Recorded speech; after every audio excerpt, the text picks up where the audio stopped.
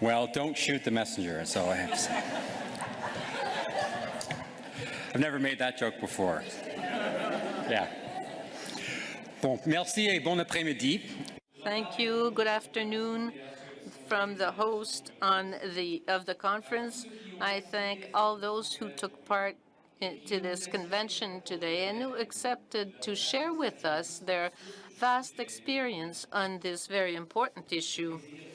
I would like also to thank especially the participants of the World Leaders Group that we just heard.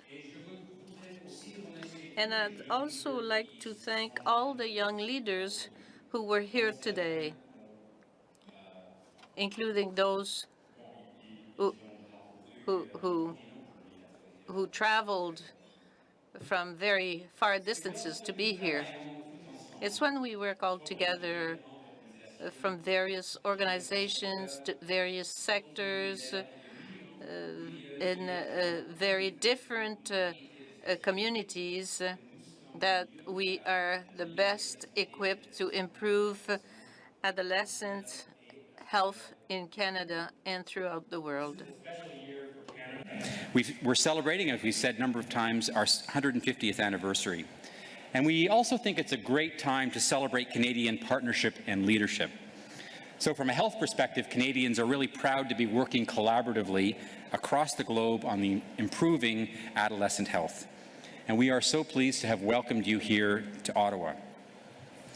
Adolescents, especially girls, as we've heard today, face some of the gravest barriers to a healthy future, including early or forced marriage, early or unwanted pregnancies, limited decision-making power around family planning, and gender-based violence. We've heard today about these issues and many more. And we've also heard about some exciting solutions to begin to tackle these challenges. Now, part of my role at the moment is to try to summarize the day. That was what I was told by our board chair to do, by our executive director. I'm supposed to tell you what we heard. Well, I think you'd agree that in light of the incredible range of topics and speakers today, it's an impossible task. It's like, I don't know, boiling the ocean or keeping President Trump on message.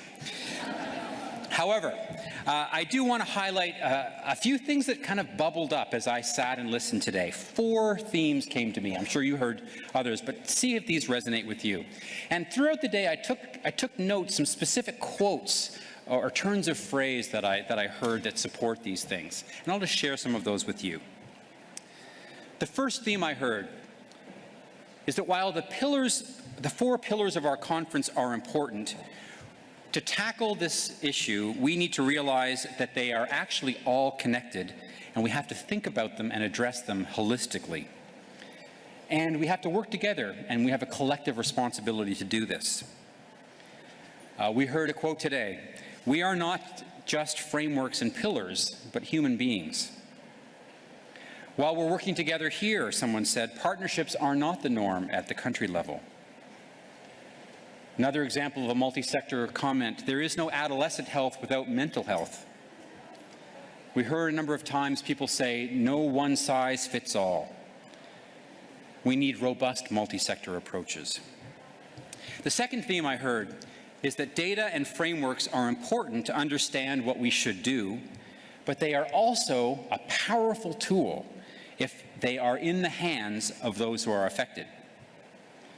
One of the speakers asked, without data, will our ambitions for adolescent health languish or thrive? How will we know who is the no one in No One Left Behind? Do we have the data we need to ensure access to information? Comments around the importance of disaggregating data to really understand the situation. One speaker said, movements do not have power if they don't have data and information on their own lives. Of course, we celebrated the launch of the AHA framework toolkit, and we also were encouraged to remember that we're not starting from scratch, but we do have more work to do. The third theme I heard: adolescent health should be considered in the context of partnerships, and not just the usual kinds of partnerships, which are rare enough, unfortunately, But we need to work together across ages, stages, genders, faith, and roles to learn from other people. Some great examples. We heard about the Little Sisters program in Myanmar, with older girls supporting younger girls. At the other end of the age spectrum, we also heard about the power of grandmothers to help improve maternal and newborn health outcomes. The Deputy Secretary General referred to this idea as one of the 3 elements of what she called the triple return on investment, if you remember from early in the day. And that is the intergenerational transmission of ideas is something that has long-term payoff. We heard a number of times that we have to remember context. We heard about the particular needs, for example, of Indigenous youth, especially young women. One of our speakers said, our rights are insufficiently acknowledged in the usual development paradigms. And at the same time, in terms of partnerships, we also heard from terrific men and others who are engaged in positive masculinities. What a great example. And finally, and I think this is the most important theme I heard today, young people themselves can and should be the drivers of their own change around health. One of the speakers said, see adolescence beyond just a collection of vulnerabilities. Adolescents are leaders of today, not just tomorrow. We heard several times that everyone has a story, and the most important stories are those of young people themselves. Probably my favorite quote of the day: whenever you as a young person don't have a seat at the table, dress comfortably to prepare to sit on the floor.